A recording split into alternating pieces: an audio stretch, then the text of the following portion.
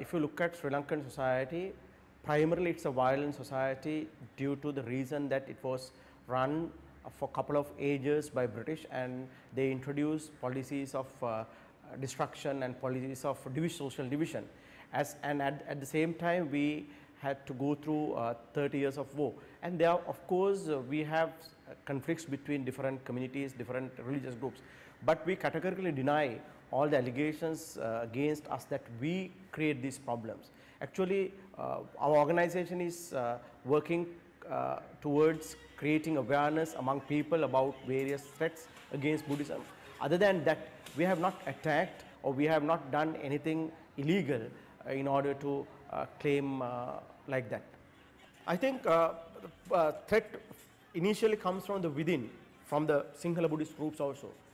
In Sri Lanka, although we call Sri Lanka as a Buddhist country, it's a culturally Buddhist country.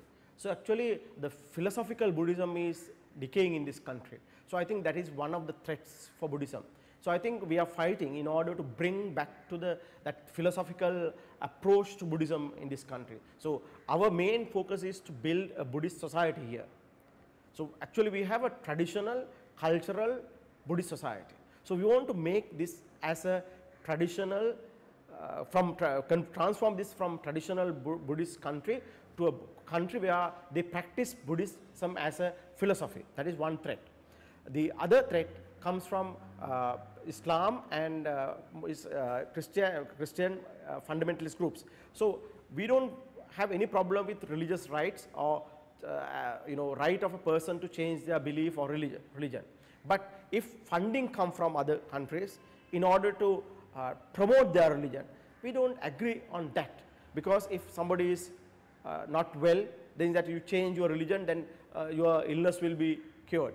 And if you don't have house, I will give you money so that because of this money you change your religion. I will give you a job and because of that you change your religion. I think that should be stopped.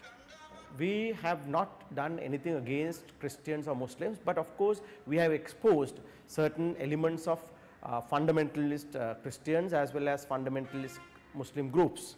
But we as an organization, we never promote or we never involved in such activities. But recently a large number of funding coming from other countries to Sri Lanka in order to promote fundamentalist Christian groups. Even rights of anybody to change their religion or belief, we don't have any problem. But if they come to villages and they try to have social division there, and if they try to destroy Buddhist statues and things like that, we are against such activities. Other than that, we don't have any problem. And when it comes to Muslims, so we don't have any problem with traditional Muslims or conventional Muslims practicing here. So if you come to Sri Lanka, you can see that Muslim mosques are everywhere, and none of these Muslim mosques attached by anybody. But then certain groups, they try to establish unauthorized construction of Muslim praying room in certain places. Then you have clashes between communities. So then what happened, that media promote those activities as activities of Budubala Sena. That is the problem. But what we try to say, that we try to explain that government should take responsibility, government should take actions in order to have proper mechanism in order to establish religious places or places of worship. I don't think Muslim community or Christian community is afraid, because I closely work with religious leaders of Muslim community as well as Christian religious community, not openly. I don't see that they are afraid. I tell Muslim people and the Christian people, if there are some rumors, don't trust them, don't believe them. This is something created by media as well as some of the political leaders to get their votes. Actually, there is no fear in this country among any religious groups. So there is, if you can walk around the country and you can see that Muslim ladies with their traditional Muslim dress, they are walking around the streets, no problem. And if you go to Kandy or any other part of the country, you can see all the Muslim churches and mosques without any trouble. But I will tell you that people should not use this freedom in order to have unethical activities and unauthorized constructions. That may have problems for them. So, we do not have a lot of money through our organization, but basically we get support from different sources. One, mostly from the temples who are closely attached to our organization, they support us. Then poor people in this country who believe in us, they support us, and sometimes very small funding come from Sri Lankan diaspora. We don't have any relationship with government, but time to come, certain situations we invite sometimes government leaders. Now, for example, one of the leading Muslim leader of this country, who is the mayor of Colombo city, invited for our New Year function, Buddha Balasena New Year function recently. So that doesn't mean that he support us.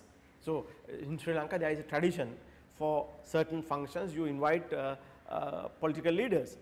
So we also invite certain political leaders for our functions, but we don't have any affiliation with any of the political parties. This is a conspiracy, and actually it's a purposely done distortion of information, because some fundamentalist groups, they want to increase their funding, and some politicians, they want to create their voter base more or increase their voter base. So therefore they take this as a situation in order to have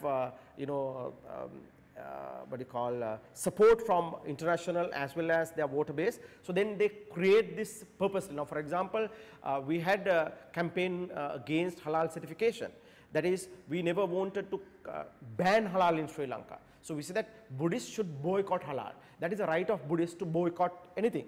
But that was promoted as banning halal in Sri Lanka, which aim at bringing anti-Buddhist sentiments among Muslims and to create support from Middle East to Sri Lankan Muslims. So this is purposely created campaign by certain groups in order to attract more funding as well as more political support.